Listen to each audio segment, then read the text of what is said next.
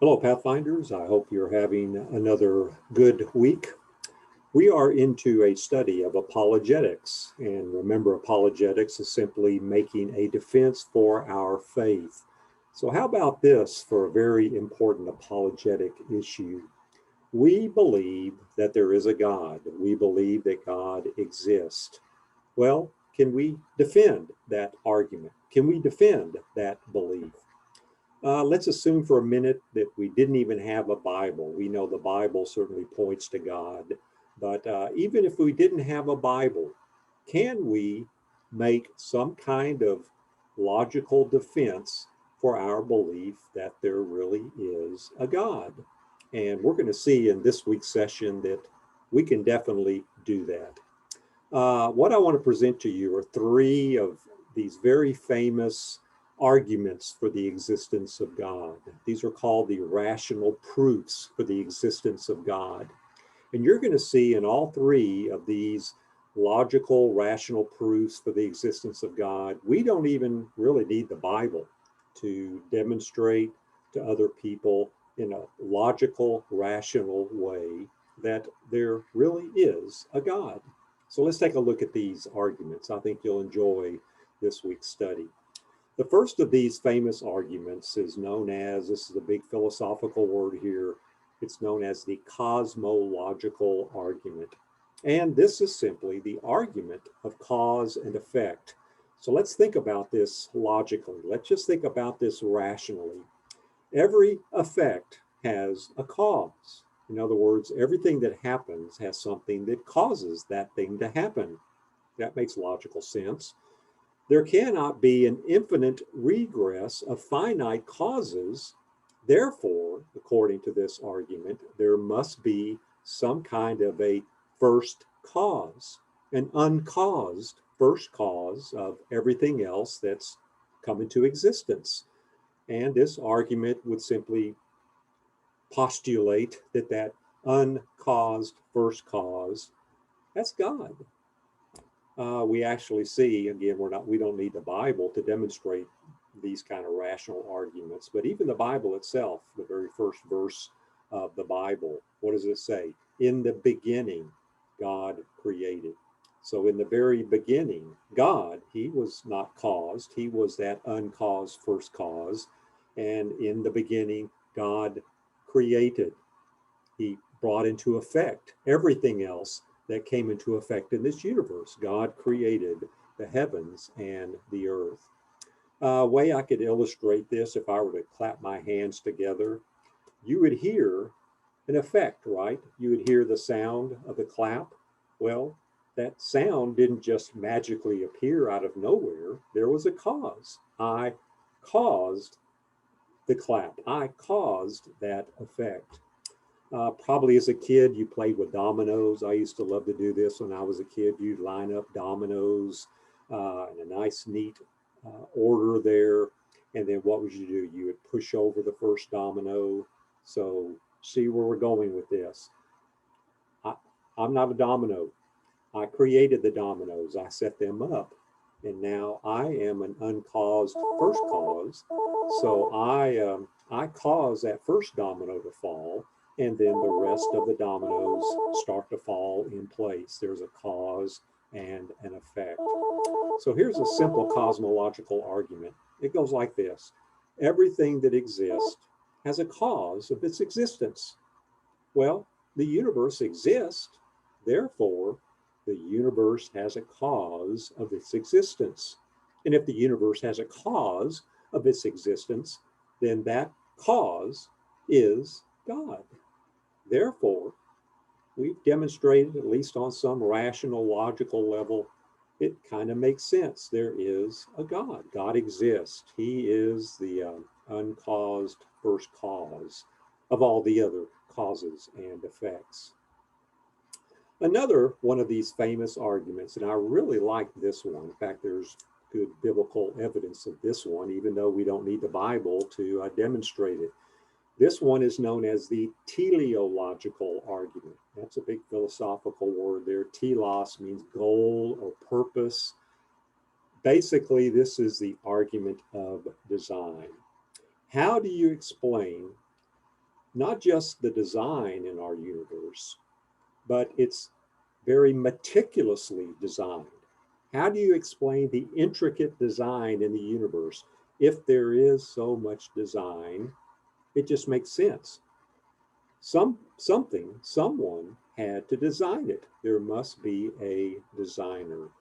And we can think about this on a couple of levels. On the macro level, if we just look at the universe, and I love these images from the Hubble telescope, have really given us some beautiful clues about the beauty and the orderliness of our universe. If you look at just our solar system here on the bottom left, you have all the planets, and they move in such perfect precision as they rotate around the sun. There's the perfect gravitational force for all the planets to keep them um, from the very beginning of creation moving in this intricate, perfect motion around the sun. And here's this third rock from the sun here, planet Earth. Planet Earth is positioned just the right distance from the sun to allow for life to happen on the earth. If it was any closer, there obviously couldn't be life. Everything would be too hot. Any further away, life could not exist as we know it. It'd be too cold. Earth perfectly positioned. And then if you look at the earth itself, you have the earth here tilted on this axis. This is what gives us seasons. And if this tilt was just 1 degree off one way or the other, it would be cataclysmic effects there on the seasons. The Earth's atmosphere is not just perfectly situated for life, it is meticulously formulated to sustain life with just the right balance of carbon dioxide and oxygen and helium and hydrogen. The atmosphere perfectly fine tuned. And again, the earth being just the right distance from the sun to enable life to happen. You think about that, really, even if you're a non believer, even if you don't believe in God, the meticulous design of the universe kind of shows somebody was behind all this. Could all of this just happen by coincidence? Um, Billions and billions of years of an evolutionary process. Which argument really makes more logical sense? A designer or accident? Psalm 19:1, here's a biblical clue as to the teleological argument. The psalmist said it well: the heavens declare the glory of God. The heavens show us the handiwork of God. His autograph is written all over creation. So we looked on the macro level. If we get down to the micro level, and I really love this, I was into science when I was in college, studied a lot of biology and chemistry.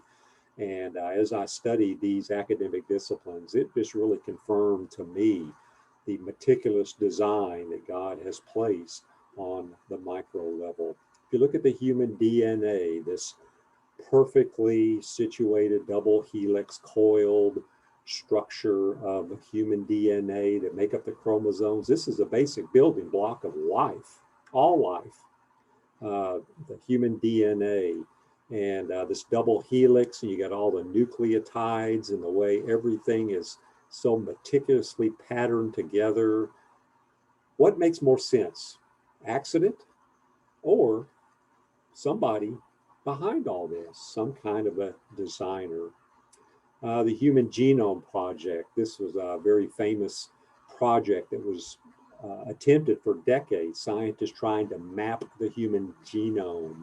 And back in 2003, the human genome was now completely mapped. So here is the basic building block of life, and the pattern here of DNA and the chromosomes and the genes and all the nucleotides, the way everything so perfectly matches up to allow life to happen. Just think about that, contemplate that. This is accident? This is coincidence? Or does it just make logical sense? There must have been some kind of a designer behind all this. Yeah, Human Genome Project, we've now identified and mapped all 20,500 genes in the human DNA. This 4-letter code has 3 billion chemical base pairs. That's astounding. A live reading of all the code at a rate of 3 letters per second would take 31 years, reading 24/7 for 31 years. If you printed out that basic DNA code on regular font paper, you stacked it up, it would be the size of a tower, the size of the Washington Monument. Which argument makes more sense? Just logically. Random occurrence, coincidence, or does this kind of meticulous design point to a designer? We look here, here's another example here. Here's a little one-cell organism, a little bacteria. If you look at this little tail, this bacterial flagellum that comes off of the bacteria, this is what enables that bacteria to move around through the cell, through our bodies. If you were to dissect this bacterial flagellum, this is what it would look like. If you dissected it and blew it up under a huge telescope, look at the design just on this micro level. Look at the intricate design with rods and pistons. To me, that looks like a modern engine, doesn't it? What makes more sense? Random occurrence, evolutionary process, or does it kind of make more sense that this kind of intricate design points to a designer? It points to God. If you look at the human eye, here's another example here. When you study the human eye and the way it's so perfectly structured together with the lens and the cornea and the iris, and images enter in through all this, I think you know it actually comes in upside down, and then when it hits the optic nerve, it flips it and sends the signals to the brain. Just look at that intricate design of the human eye. Chance occurrence, billions and billions of years of a random evolutionary process for this to have been created. Even Charles Darwin, there's the father of secular atheistic evolutionism, and he was a scientist. He actually grew up in the church. He studied the human eye, and the human eye, with its intricate design, was perplexing. Even to Charles Darwin, he really struggled with an explanation, a natural explanation for the human eye. Let me give you one more example here of a way to illustrate this teleological argument. This is a famous argument put forth by William Paley. He was a famous philosopher and apologist back here in the mid 1700s, early 1800s. And he came up with this idea. Think about this. It's called Paley's watch. And he says, let's imagine that you were walking along the beach one day and you saw a watch lying there in the beach. And you picked up that watch. You've never seen a watch before. So there's the assumption you've never seen something like a watch before. If you picked up this watch and you would look at it and you would see the face there and you would see the ticking motion and you see the second hand going around and the minutes and the hour hands as they were moving, and maybe you flipped off the back of the watch and you saw all these gears and springs, and you see the meticulous, intricate motion of that watch that makes all these dials move. Paley says, come on, what conclusion would you come to? If you found a watch with this kind of design, if there is a watch, there must be a watchmaker. Somebody designed it all. That's the teleological argument. And I think this one, maybe of all the arguments, is one of the best. I think even the ardent atheist has to consider, if they contemplate both on a macro level and a micro level, not just design, but intricate design. How do you explain that? Which argument makes more sense? coincidence, natural occurrence, or does all this intricate design point to a designer? Well, the third argument, and I think this one has a lot of merits too, this one's called the anthropological. We know anthropology has to do with the study of man. So this is the anthropological, oftentimes called the moral argument. And here's what this argument states. Pretty good argument here. How do you explain the fact that there is this universal concept of some kind of higher being, God or gods? How do you explain that a people group from the very beginning of humanity, people group all around the world, they worship something. They have some form of worship of a higher being. Then how do you explain the fact that every human has some kind of a moral compass? There's some sense of right and wrong, good and bad, intrinsic in every human being. Well, here from Romans chapter 2, Paul gives us a biblical support for this moral argument. Paul says exactly, he's talking here about Gentiles, talking about non-believers. And what does he say about them? Well, they're without excuse about things like morality and a moral compass, because as Paul writes it, the requirements of God's law are written on their hearts. So that's why we would say this is a proof of the way God works in people's lives. He has given them this inner sense of a conscience, good, bad, right, wrong, whatever you want to call it. Where does that come from? Well, it comes from God, who instilled it in people. So why is worship of something, worship of someone? Why is this so universal? And again, there are people groups and tribes, even in the deepest, darkest parts of Africa, people have this longing to worship. Yeah, people groups all around the world are worshiping something. This points to, I think, a basic longing that is present in every human being. We believe that God created every human in his image, the image of God. That ought to say to us, there's something about God that's put into every human being, this image of God. That ought to say to us, every human being has, in some sense, a longing for something other than themselves, something more to life. Somebody, I think it was C.S. Lewis, had called this a God-shaped void within all humanity. All of us have that God-shaped void, and we try to fill it with something, and that's why we worship. We have this longing for something more meaning to life than just what's here in this temporal life that we live. John Calvin, great reformer, his way of expressing this moral argument, he called it the sensus divinitas, the sense of the divine. And look at what he wrote: that there exists in the human mind, and indeed by natural instinct, some sense of deity, this sensus divinitas, we hold to be beyond dispute, since God himself, to prevent any man from pretending ignorance, has endued all men with some idea of his Godhead. Remember, Paul said the requirements of the law are written on every human heart.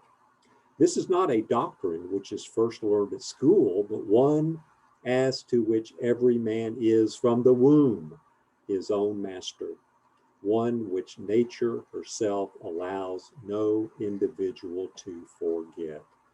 Yeah, how do you explain this basic sense of a divine, basic sense of God or gods? It's intrinsic, universally. Don Richardson in his book says this: anthropological evidence suggests that every culture has a God-given innate sense of the eternal, that this world is not all there is. You see it there? There's that God-shaped void. Blaise Pascal, another famous philosopher, once wrote this: There is a God-shaped vacuum in the heart of every man which cannot be filled by any created thing, but only by God, the Creator, made known through Jesus. So true. God has placed something of himself, a God-shaped void within every human heart.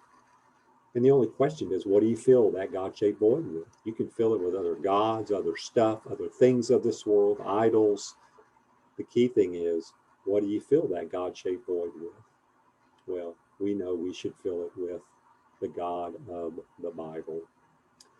So those are three famous rational proofs for the existence of God. They're not all perfect. They're a little more philosophical in nature. I believe the God of the Bible is more than just some kind of uncaused first cause. We believe the God of the Bible is a personal God who's revealed himself to us. The God of the Bible is not just some kind of watchmaker. He's not some kind of a designer, intelligent designer. He's more than that. But I think these rational proofs, although they have limitations, they do have some value. One of the big limitations is we really can't argue somebody into a belief in God.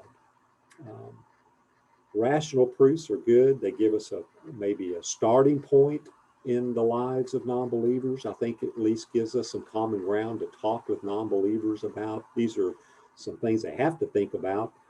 Cause and effect, the meticulous design in the universe. What about the universal nature of worshiping and good and bad, right and wrong? I think even non-believers have to at least contemplate some of these things. So it gives us a good point to connect with non-believers, but we're never going to be able to logically argue somebody into a belief in God. And the reason why is Christianity is not about just head knowledge, is it? It's about a heart knowledge. It's not just about believing all the right, even logical things about God. It's believing in faith in your heart that those things are true. So that's one of the big limitations of these rational proofs. But the strength is, and here's the main point of this week's lesson, we can make an argument for God's existence. The Christian faith does have some rational, reasonable foundation to it. A belief in God, we're not a bunch of intellectual idiots. A belief in God is not totally irrational. We've got substance there to our faith. So we affirm as Christians, we believe there is a God. We believe that God exists. Well, can we defend that? I believe we can. I believe the answer to that question is yes, we can. The cosmological argument helps, makes sense. Has to be an uncaused first cause of everything else in the universe. In the beginning, God created the heavens and the earth. The teleological argument, that's a great one. How do you explain the meticulous design of this universe and our bodies, even on the molecular level? How do you explain that unless there's some kind of designer behind it all? And even that moral argument. Yeah, why is it universally humans have at least some code of conduct, right and wrong, good and bad? They have a conscience. Well, we believe that points to a God who placed that in every human heart. Interesting study this week in apologetics. And good news is, yeah, we can defend our faith in the fact that God exists. And we'll pick it up there again next week, and we're going to look at another very important argument or defense for our apologetic of our faith. And I hope you have a great week, and I look forward to encountering you next week in our YouTube video lessons. God bless you, Pathfinders. Take care of yourselves. Bye-bye.